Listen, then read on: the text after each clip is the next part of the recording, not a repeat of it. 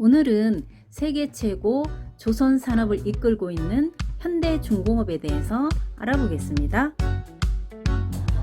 처음에 모래 허허 벌판이던 그 현대중공업이 어떤 과정을 거쳐서 시작이 됐는지 이야기를 듣겠습니다.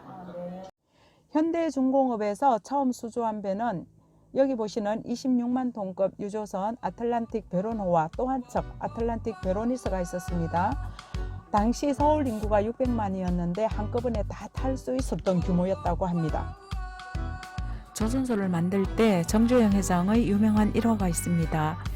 당시에 다른 나라에서 돈을 빌리기는 매우 어려웠어요. 그래서 영국의 선박 컨설턴트 애플더우산을 찾아가 롱바통 회장에게 500원짜리 지폐에 있는 거북선을 보여주면서 오래전부터 우리는 배를 만드는 우수한 기술과 잠재력이 있는 나라다고 얘기하며 설득하였습니다.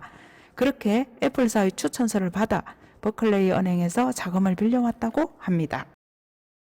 그렇게 드디어 두 척의 배를 수주를 해와서 1972년도부터 우리나라의 조선소를 건설하면서 또 이 두 척의 다른 유조선을 건조하기 시작했습니다. 이렇게 보면은 1974년 6월이니까 네. 건조를 마치고 네. 진수식 전에 가지는 것 같습니다. 그러네요. 네네. 연도를 보니까. 네네. 그렇구나. 그래서 이렇게 보시면 이렇게 LNG 운반선도 지금 핫한 수주 선박이죠. 우리나라가 가장 기술력이 뛰어나다고 합니다. 네, 그러면 선생님, 호황을 누렸다고 했는데 개발한 어떤 기술이라든지 그런 게 있었습니까? 그 기술이라는 게 아주 대단한데요. LNG로 옮길 때 얼마나 안정적으로 극저온 상태를 유지시켜 주느냐, 최소화로 새는 것을 방지하거나 흔들림에도 견디는 용접 기술이 필요하다고 합니다. 이런 수많은 기술들이 숨어있는 집합체 LNG선이라 합니다. 멤브레인식 창고, 즉 그 화물창을 만들 때 이렇게 모양을 보면은 그 안에 주름 같은 게 있습니다. 그것은 팽창과 수축을 반복할 때 견딜 수 있도록 그렇게 만들었다고 하는데, 예를 들면 대추 말린 것 쪼글거리고 있잖아요. 거기에 물이 들어가면 펴지듯이 그런 원리가 숨어 있다고 합니다. 덧붙이자면 멤브레인 화물창은 보통 선체 안에 4개 정도 들어가는데 단열재 폴리우레탄을 2차 방벽으로 하고 새지 않게 1.2mm 아주 얇은 막 스테인리스 스틸로 일일이 용접해서 1차 방벽을 만든다 합니다. 마이너스 162도의 극저온을 유지할 수 있는 화물창은 보통 프랑스의 설계 기술인데요. 그 특허를 피해서 현대중공업에서도 개발을 했지만 상용화는 성공하지 못한 듯합니다. 그러나 화물창 설계 기술이 아무리 좋다 해도 화물창과 딱 맞게 할 수 있는 선체 제작 기술이 없다면 다 무용지물이겠죠? 현대중공업은 제작 기술, 즉 투정밀 전자제품에 썼던 플라즈마 용법의 용접 기술과 자동화 용접 장비, 훈련된 인적 자원 등 많은 기술들이 총망라해 고부가가치 LNG선을 만들게 되어 국가 경제에 이바지하고 있다고 보면 되겠습니다. 현대중공업에서는 그 유조선뿐만 아니라 벌크선, 장보고함이라든지 뭐 이런 군함도 만들고요. 그리고 북극에서 얼음을 깨고 운항을 할 수 있는 세빙선도 건조하고요. 그래서 아주 세계적으로 최고의 우리 현대중공업입니다.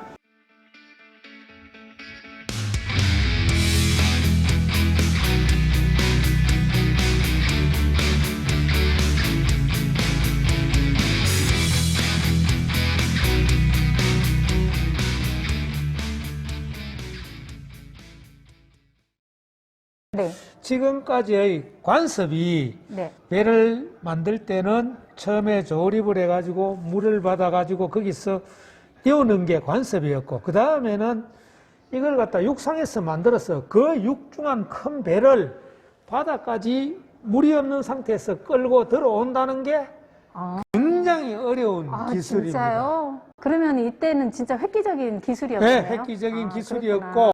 첨가하자면 이 육상 건조 공법은 이미 시추선 만들 때 자켓이라고 하는 해상 구조물을 만들어 바다에 띄웠던 기술인데 그것을 선박 건조에도 적용한 것이라고 합니다.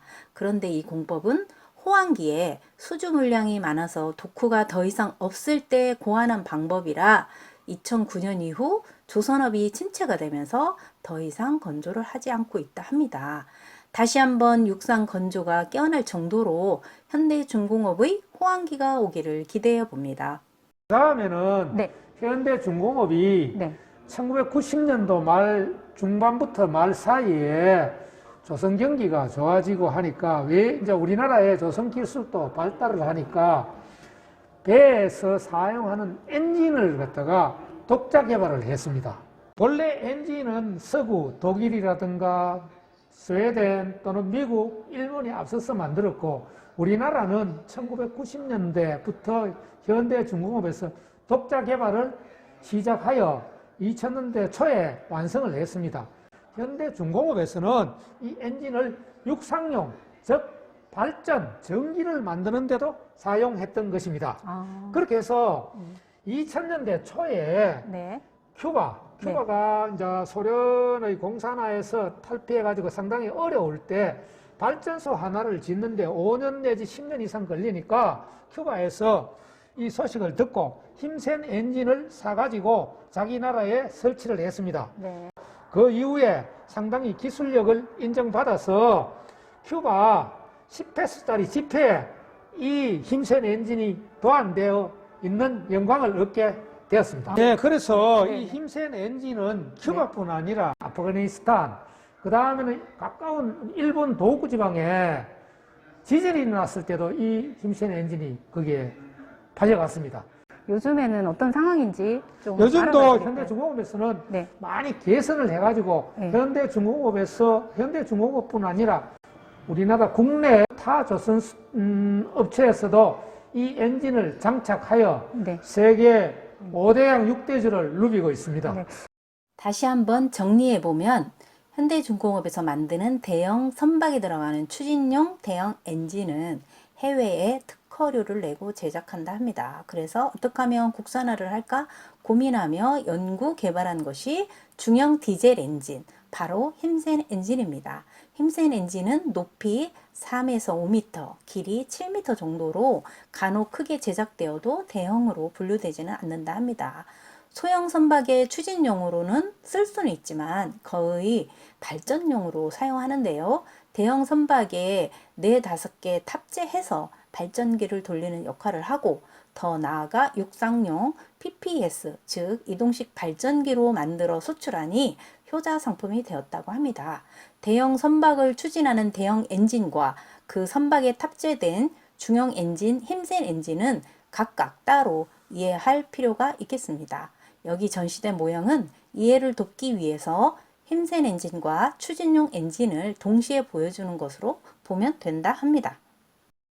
기다리시면 아마 옛날에 그 찬란한 조선업이 다시 영광을 되찾는 날을 기다려 봐야 되겠네요. 그렇죠. 아, 그렇구나. 그럼 여기도 기업의 가치가 네. 점점 높아지면 여기에 주식도 사도 되나요? 저는 사도 꼭 사시라고 말씀을 아, 진짜요? 책임질 수 있습니까? 아마 책임 못 져요? 그걸 좀 말씀드리기가 제가